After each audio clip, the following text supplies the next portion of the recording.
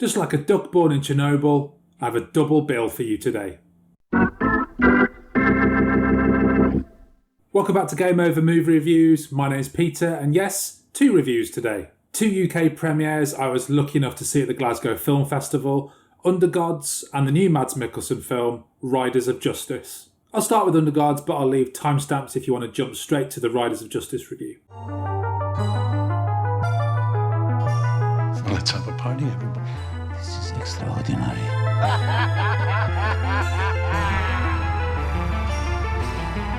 Undergods was written and directed by Chino Moya, and it stars a few names you may not know, but a few faces you may recognise, such as Geza Rohrig from Son of Saul, Ned Dennehy from Peaky Blinders, and Dickie from Game of Thrones. Undergods is an otherworldly journey through a Europe in decline, a collection of darkly humorous fantasy tales about ill-fated characters and doomed fortunes. This is an odd film. It's a sci-fi fantasy drama which presents stories, and sometimes stories within stories, of a kind of dystopian future. The film goes out of its way to make sure these stories are not in any typical narrative structure. There are no main characters as such. These stories don't have any semblance of a beginning, middle and end, and everything is cold, blackly and bleakly humorous, and designed, I thought so anyway, to not offer the viewer anything to empathise or sympathise with. After I watched it, I described it as David Lynch meets Terry Gilliam with all the joy sapped out of it. And unfortunately, I have to say that Undergods didn't do much for me at all. But as always, let's start with the good stuff. I often find in these low-budget genre films that the acting can be a little bit patchy. You often have one up-and-coming actor or a star, and lots of people starting on the ladder. The cast here, and it's a fairly big one, are all excellent. My standouts would be Ned Dennehy, who plays an unwanted house guest in one of the early stories. His story is one of the most complete in this film, and Dennehy really shines in a creepy, unsettling and weird role. Dickie is also excellent in the main role of one of the later stories of the film. In this one, she plays a woman desperately trying to get her life back on track after her missing husband suddenly reappears out of the blue. We know from a previous story that he's been incarcerated in a kind of work camp or prison in a distant future or alternate reality or country. I don't know. Just like with Dennehy, Dickie's role is dark and desperate with just a hint of comical underbelly. The direction, cinematography and production design is also really good. This is a bleak, cold and grey film. The stories are all based in drab apartment blocks, drab offices or dilapidated industrial areas. And it reminded me of Tarkovsky's Stalker on more than one occasion. And fans of the channel will know my opinion on that film. To the not so good stuff of Undergods. This is quite a tricky one because this film is obviously aimed at quite a minority audience. I thought and hoped I would be part of that audience, but I just wasn't.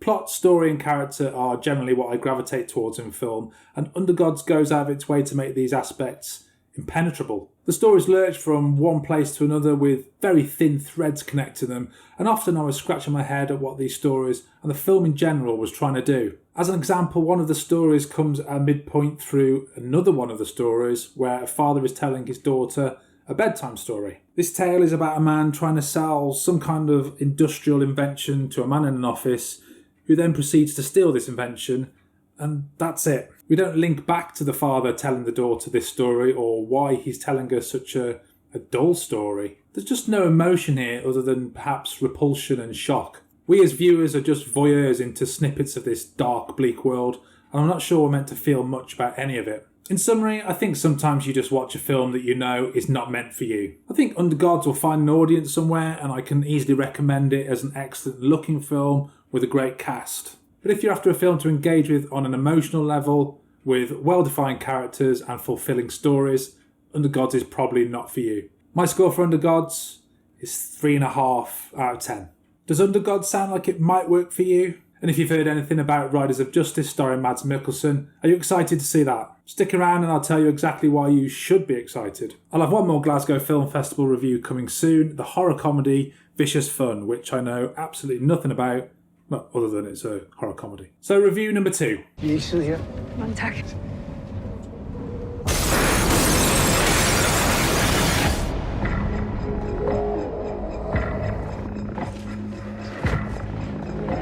Jeg var med samme tog som din kone og datter. Jeg ved. Jeg synes, du har krav på at vide, at det ikke var en ulykke. Riders of Justice, or Retfærdighedens Ryttere, to totally butcher its original Danish title, was written and directed by Anders Thomas Jensen. And it stars everyone's favourite Dane Mads Mikkelsen, plus Nikolaj Lykars, Andreas Haik Golderberg, Lars Brigman and Nicholas Bro. On-edge soldier Marcus returns home after a tragic accident tears apart his family. His particular set of skills are brought into use as a maths geek also involved in the accident suggests to Marcus that it wasn't an accident at all. I knew early on that Undergods wasn't my kind of film. Equally, very early on I knew Riders of Justice is my kind of film. This is a blackly humorous, violent, family revenge thriller, and I thoroughly enjoyed it. Let's look at a few reasons why as we go over the good stuff of Riders of Justice. Obviously, one of the big selling points of the film is the presence of Mads Mikkelsen. This is only Anders Thomas Jensen's 5th film in 21 years, and Mads Mikkelsen stars in all of them. Unfortunately, I haven't seen any of his previous 4 films, Men and Chicken, Adam's Apples, The Green Butchers, and Flickering Lights, but having read the synopsis of each and having enjoyed Riders of Justice so much, I'll be rectifying that at some point. If I were to somehow compare Riders of Justice to other films, because this is a pretty unique film, I would probably say it's Fargo meets John Wick.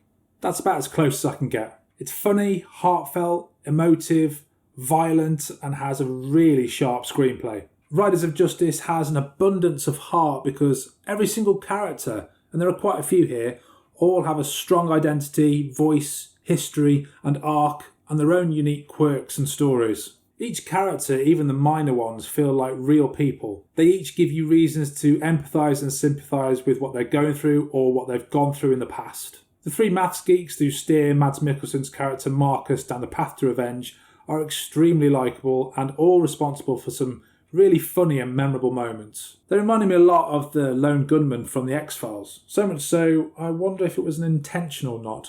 Along with the fantastic writing of these characters, the actors all do a great job too. It pretty much goes without saying, but Mads Mikkelsen is the standout. His character's the anchor for the film, and he plays it totally straight. Mikkelsen does this smouldering, on-edge, damaged kind of characters where there's a hint of soft centre so very well. Due to his past collaborations with Jensen, you have to assume that this role was written specifically with Mikkelsen in mind, because he's just a perfect fit. Nicholas Bro and Nikolaj Lykars are the 2 other standouts. Both give exceptionally entertaining performances with a big range of humour and heart. Riders of Justice also deals with some heavy issues like how we deal with trauma from our past. How do we deal with blame and responsibility when huge things happen in our lives which we have no control over? But my biggest general positive for Riders of Justice is that it is thoroughly entertaining. I was never even close to being bored through the 2-hour runtime. The not so good stuff of Riders of Justice? Well, there's not much. At times, the tonal switches from heartfelt to humorous to very violent can be a little jarring. I'm often not a fan of films where the tone peaks and troughs in this kind of way, but Riders of Justice gets away with it because it's so entertaining and so endearing. I worked out where the plot was going fairly early on, though I wouldn't go as far to say that it's predictable. It was still entirely satisfying as the last 20 minutes or so ties everything up in a very rewarding manner. In terms of filmmaking, there's nothing exceptional here. The cinematography, direction and general editing are fine. It's paced perfectly well, looks good, but in general I don't have anything to say about the technical aspects of the film. Scraping the barrel, to be honest. In summary, Riders of Justice is a hugely entertaining, darkly comic thriller. It's full of brilliantly written characters, great performances, plus many memorable, funny, violent and heartfelt moments. My score for Riders of Justice is 8 out of 10. Thanks for watching. Game over, man. It's game over.